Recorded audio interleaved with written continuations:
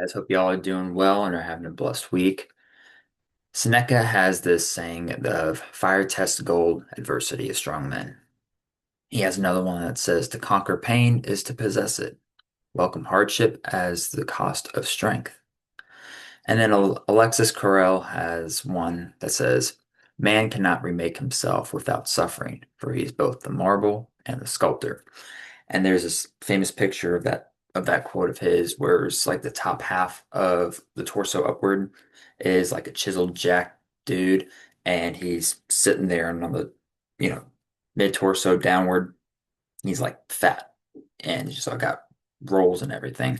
And so he's taken, his whatever his mallet or hammer, and he's taking his tools and he's sculpting himself, right? He's just like he's building himself out one hit at a time, one step at a time in life, and he's just chiseling himself to being who he wants to be. And it's because we take our own, we have to, whatever we're wanting in life when we're dealing with like hardships, we have we have to be taking each one of those trials, those hardships, those suffering situations, and we have to allow that to forge us into being who we need to be. Because steel, swords, steel is only made through a forge of being under intense heat and then, beaten together. And then that's how it gets harder and stronger.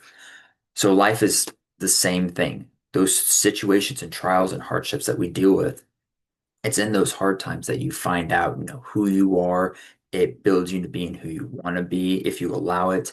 And so it's allowing these types of times and situations to what they can do. They're going to make you or break you. And life is all about this hardships. I like to think of it in the sense of like life is a test. Every second, every situation, every conversation, every thought is a test. And what are you going to do in that test? Are you going to pass or fail? And if you pass, great, you've learned the lesson kind of thing, and then you remember that for the future.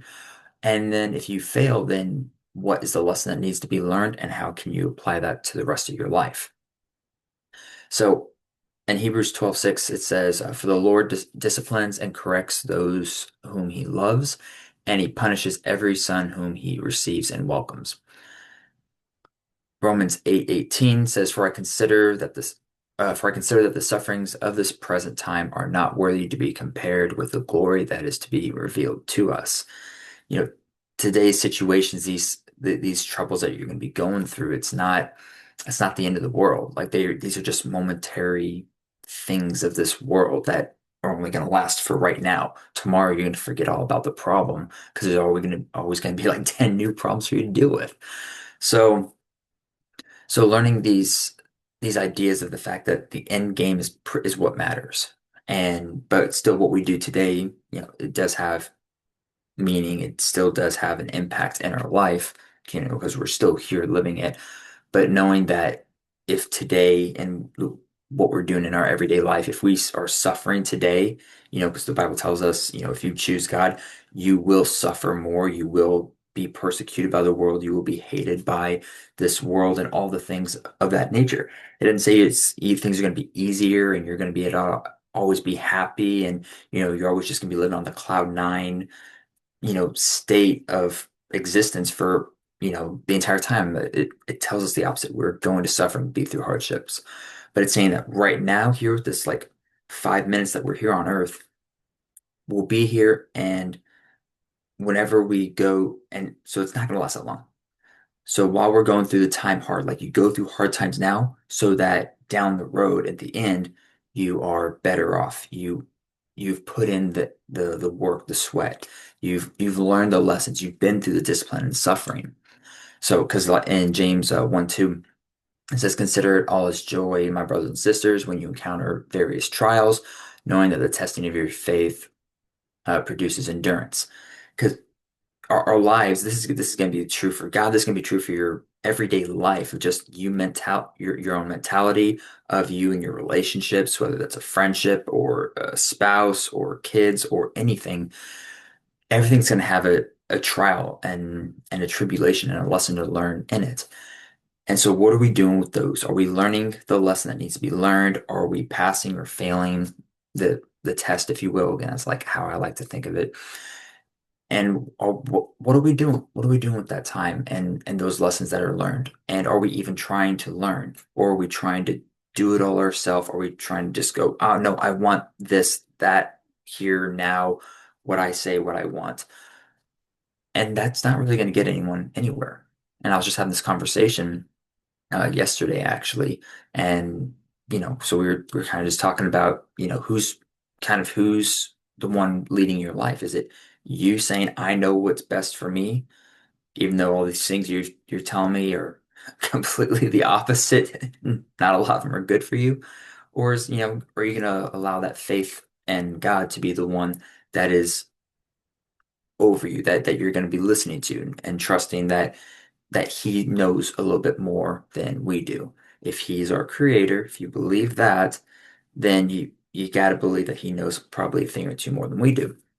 And so in Hebrews 11:1, it says, now faith is confidence in what we hope for and assurance about what we do not see. So it's believing and not being able to see. It's just trusting in that thing and God. In this instance, we're trusting that God, we're having that faith in Him that even though this situation is, going down the drain, even though we're suffering, even though we're in pain, even though we're in the storm, we trust that He's there. We have faith that He's going to get us through it, and we know that He will allow that situation to teach us, to build us, to help us grow and learn and build and develop in whatever way it needs to. It's because trials and tests and the hardships of life, they build you, they build your character. Not easy times. You do not get better in easier times. You get to enjoy the easier times. And those harder times are what build you, they would teach you, they would train you. So anyways, Lord knows I could go on for hours upon hours if I even tried, but I just wanted to get a couple of these ideas out here, a couple of these verses and quotes that, kind of stuck out to me when talking about this idea of what's happening in these quiet times. If, like for me, personally, for the past couple months, I haven't, like I just haven't really been hearing from God. And then I've been spending like a whole bunch of more time. Like in the morning, I would get up super early, go spend some time with God. I'm reading, I'm praying, I'm meditating, I'm worshiping, I'm blah, blah, blah, blah, blah, blah, blah. I'm like, okay, I don't hear or feel anything. And after a couple months of that, and I'm like getting super annoyed, and I'm like, okay, I'm doing everything right. Why don't I feel or hear anything?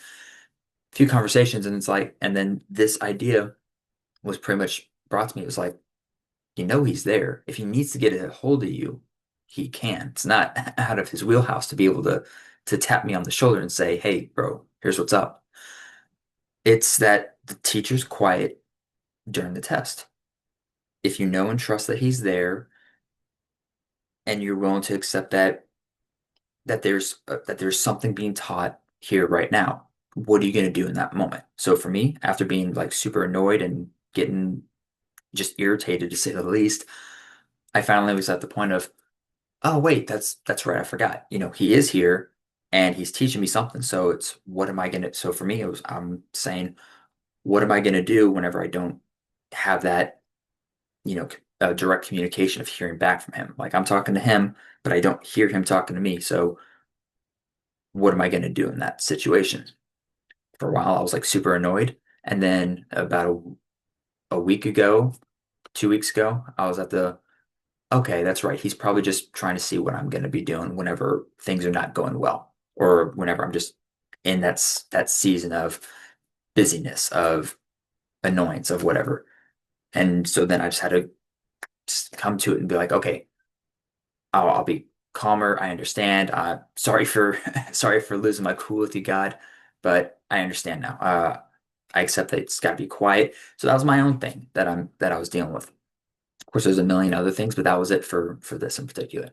So understand that these times of life, of the hardships, of the storms, if you trust and believe that He's there, because He's always going to be there, whether you believe it or not. And how can you apply these to your everyday life of when things are hard? Do you give up or you keep pushing on and growing and learning? Because you just got to choose your heart in life. It's hard to be fat, it's hard to be fit, it's hard to be rich, it's hard to be broke. It's everything's gonna be hard. You just got to choose which one you want. So anyways, hope that thought was able to help you guys out some. Love y'all. Talk to you next time and be blessed.